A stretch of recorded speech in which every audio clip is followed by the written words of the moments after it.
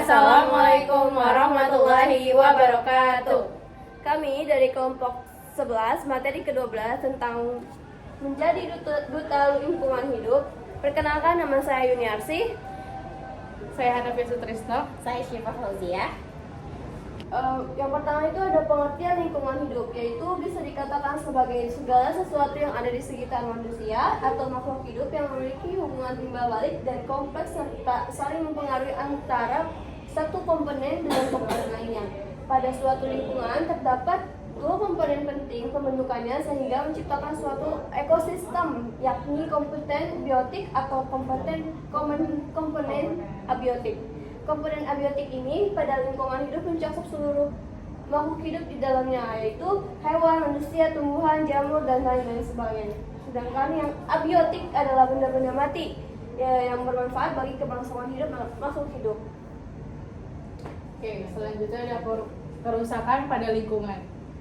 Kerusakan pada lingkungan hidup ini terjadi karena dua faktor, baik faktor alami ataupun karena tantangan jahit. Tantangan jahit manusia.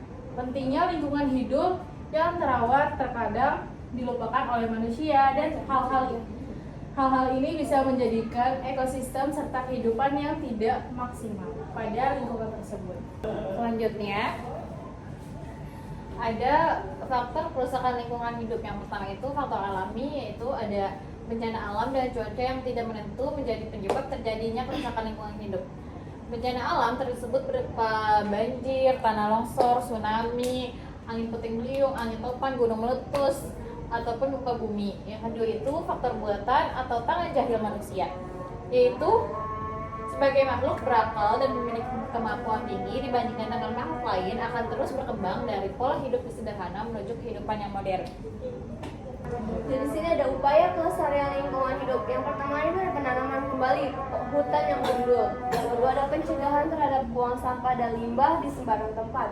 Yang ketiga ada memberikan sanksi ketat terhadap pelaku pencemar lingkungan. Yang keempat ada menghentikan eksploitasi sumber daya alam secara berlebihan. Yang terakhir adalah peningkatan kesadaran masyarakat akan pentingnya kelestarian tanah, air, udara, dan lingkungan.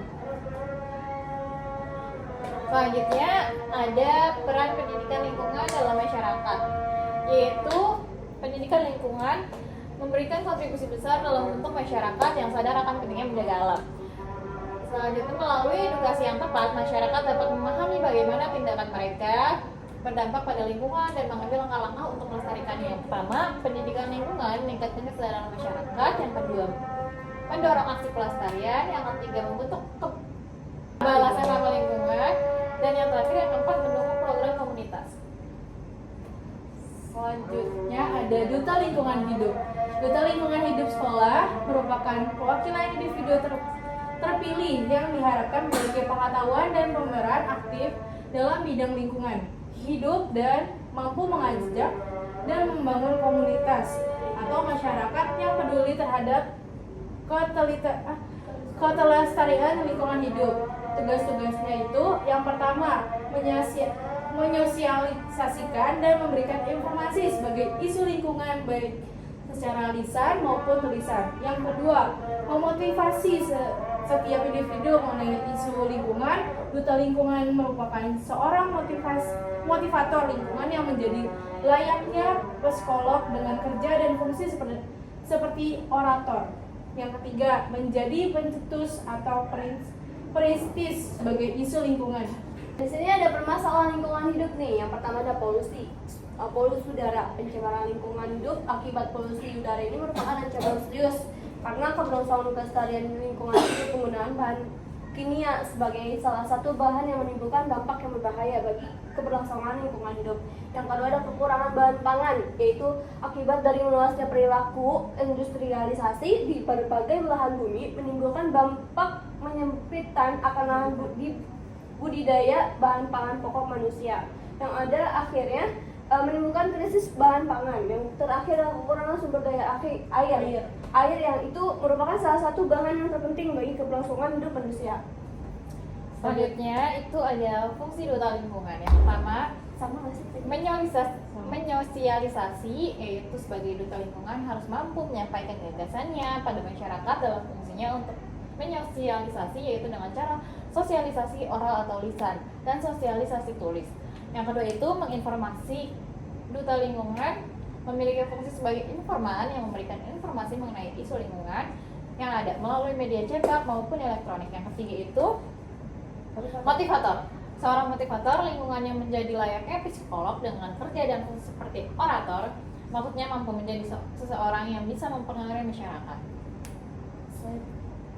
Oke, jadi kesimpulannya adalah menjadi duta lingkungan hidup adalah peran yang mulia dan penting dalam upaya menjaga kelestarian alam.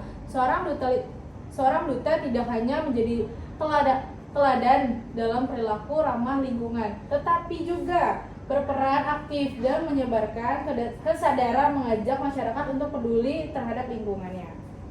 Sekian presentasi dari kelompok 11, kurang lebihnya mohon maaf. Wassalamualaikum warahmatullahi wabarakatuh.